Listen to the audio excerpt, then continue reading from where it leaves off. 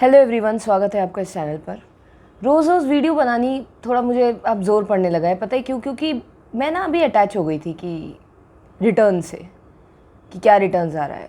अगर हम कभी भी कर्म से नहीं, उसके फल से अटैच हो जाए ना, कि ज़्यादा फल कम फल, तो हम कभी हम कर्म में लगे हुए हैं ही नहीं। कर्म में हमारा फोकस ही नहीं है, हमारा ध्यान सिर्फ फल में जाने लगता है। ऐसे ही मेरे साथ हुआ है। अभी 1 महीना भी नहीं हुआ है मेरे चैनल को, या हो जाएगा कल परसों में, और ढीली पड़ने लगी हूँ मैं। मतलब आसान नहीं है कंसिस्टेंसी को। भैया ह्यूमन हूँ, पहले आगे बढ़ता है ह्यूमन, उसके बाद पीछे भागता है। ऐसे ही मेरे साथ भी हो रहा है। तो अब थोड़ा सा मैं बचने लगती हूँ, क्योंकि मुझे समझ नहीं आता कि क्या बात करनी है। लेकिन हाँ, मुझे ये पता है कि आज की दिन में जो मेजर मेरा गोल रहता है, वो मेजर जो चीज़ घटना घटती है, उसके बारे में मैं बात करूँगी। और आज जिस बारे में मैं बात करने वाली हूँ वो ये है कि आज एक टीचर को बहुत ज़्यादा डांट पड़ी। क्यों? क्योंकि वो थोड़ी सी सख्ती कर रही थी बच्चे के साथ, ताकि वो थोड़ा सुधर जाए। ऐसा हुआ, उन्होंने थोड़ी सख्ती कर दी ताकि बच्चा सही रास्ते पे आ जाए, लेकिन उन्हें उसके बदले हर तरफ से सिर्फ क्रिटिसिज्म मिला। चाहे मैनेजमेंट की तरफ से हो, चाहे बच्चे की तरफ से हो, चाहे पेरेंट्स की तरफ से हो। हर किसी ने उन्हें ही गलत ठहराया। अकेली पड़ गई वो बहुत ज़्यादा। सिर्फ क्यों? क्योंकि वो थोड़ी अटैच हो गई थी अपने काम से, भलाई से।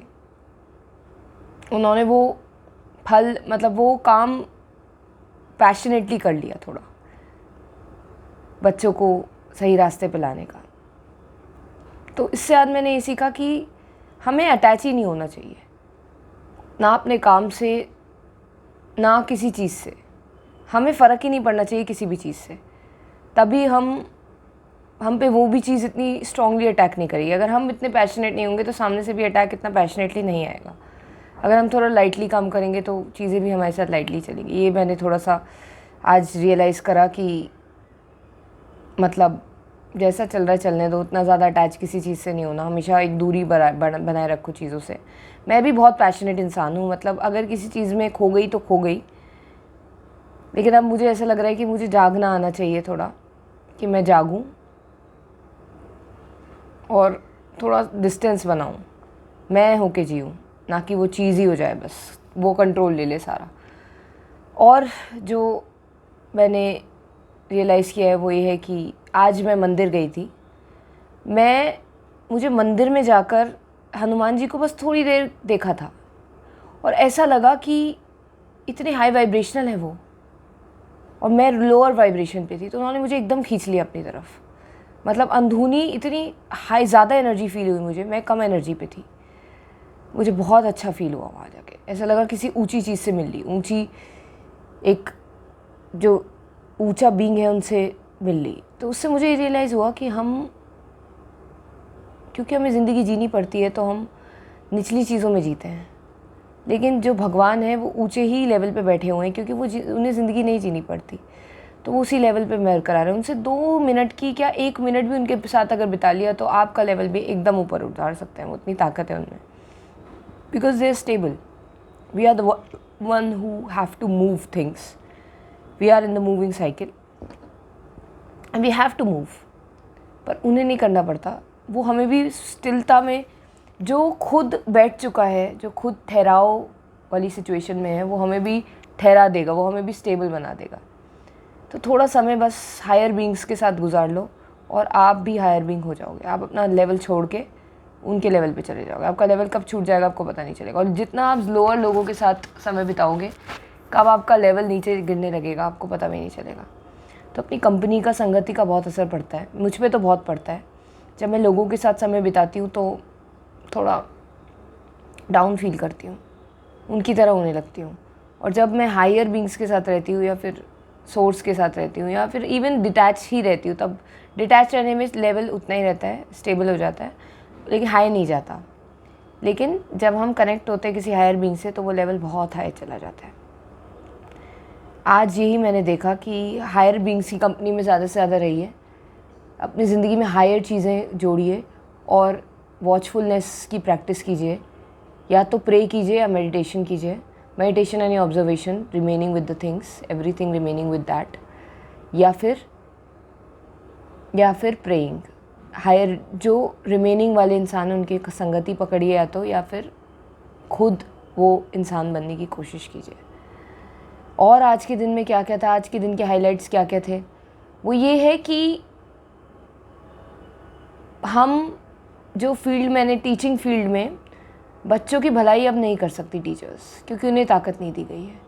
बच्चों की भलाई थोड़ी सख्ती से होती है ताकि वो चलें। वरना कौन पढ़ाई करना चाहता है, कोई प्यार से पढ़ाई नहीं करता। लेकिन अब उनकी भलाई ही चाहना बंद कर दी लोगों ने, क्योंकि टीचर्स ने, क्योंकि उन्हें बिल्कुल ऐसे हाथ बांध रखे उनके कि आप बिल्कुल उन्हें कुछ सख्ती नहीं कर सकती। क्योंकि पेरेंट्स इतने चाट रहे हैं, किसी ने सही कहा था गीता में कि पेरेंट्स इतना चाटेंगे कलयुग में अपने बच्चों को कि खाल छिल जाएगी बच्चों की। कोई अपने ही वो प्यार इतना बुरा कर रहा है उन बच्चों का जिसका कोई कहने नहीं है। एक्स्ट्रा जो प्यार दे रहे हैं पेरेंट्स अपने बच्चों को, कुछ ज़्यादा चिपक रहे हैं उनसे, उनकी भलाई को स्टॉप कर रहे हैं, वो रोक रहे हैं। दे स्टॉपिंग देयर भलाई को क्या कहते हैं, their welfare. They stopping their growth, positive growth. वो उन्हें ऐसे ही कर करके इतना कमज़ोर बना देंगे कि वो ना तो कोई मेंटल हर्डल ना फिज़िकल हर्डल कभी सह पाए। अंधा प्यार इंसान को मार देता है। ओवर लव से इंसान अपंग बन जाता है। शक्ति और चैलेंजेस में जितने ज़्यादा स्ट्रगल्स होते हैं उतना मजबूत बनती है आत्मा, और जितना आराम की सिचुएशन में होती है उतनी कमज़ोर बनती है आत्मा।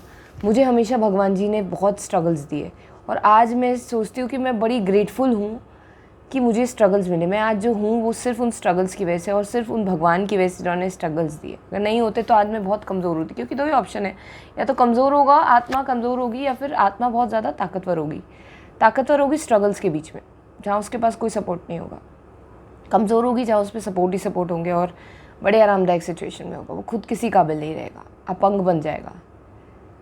तो मैं वो वॉरियर बन के निकलूँगी जो I am very thankful to the universe. बहुत मुझे बड़ा गुस्सा आता था कभी कि भगवान तुमने मुझे इतनी तकलीफ़ें क्यों दी है। बहुत गुस्सा किया है मैंने भगवान जी पर कि क्यों इतनी तकलीफ़ों में रखा है मुझे आपने, इतना क्या मैंने बुरा कर दिया, क्यों मतलब ऐसा हो रहा है मेरे साथ। मैं इतनी बिजी थी कि मुझे ये भी सोचने का वक्त मिलता नहीं था वैसे कि क्यों हो रहा है मेरे साथ।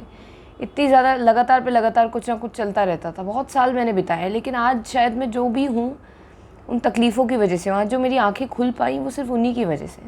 तो मैं बहुत ग्रेटफुल हूँ अंधेरे के लिए भी। अंधेरे में इंसान बहुत ताकतवर बनता है, और रोशनी वो खुद बनता है। आज जो मेरे पास रोशनी आई है, जो ब्रह्मांड का साथ मिला है, वो सिर्फ उस अंधेरे की वजह से। तो मैं बहुत ग्रेटफुल हूँ सारे स्ट्रगल्स के लिए, हर उस चीज़ के लिए जिसने मुझे ठेस पहुँचाई है, क्योंकि उसी के कारण मैं अपने स्वर्ग को ढूंढ पाई। नर्क से ही स्वर्ग मिला मुझे। मैं बहुत ग्रेटफुल हूँ परमात्मा का, पूरे ब्रह्मांड का, बल्कि डार्कनेस का बहुत ग्रेटफुल हूँ। और मैं एक्सेप्ट करती हूँ, मैं उन्हें भी अपनाती हूँ, उस डार्कनेस को, उसे भी बहुत प्यार करती हूँ, क्योंकि उसी की वजह से आज मैं वो हूँ जो मैं हूँ। एक ताकतवर सोल जो शायद दूसरों को भी ताकत दे सकती है। अगर आपको अच्छा लगे हो मेरी बातें तो प्लीज़ सब्सक्राइब कीजिएगा। हालांकि मैं पीछे पड़ने वालों में से नहीं, मुझे खुद नहीं पसंद क्योंकि कोई मुझसे कहता रहे सब्सक्राइब करो, लाइक करो, कमेंट करो, पर यूट्यूब पे यही सब चीज़ें की वैल्यू है, तो इसी से कोई चीज़ वैल्यूएबल दिखाई देती है। अगर आपका मन हो तो कीजिएगा, नहीं हो तो कोई बात नहीं। Thank you so much for watching.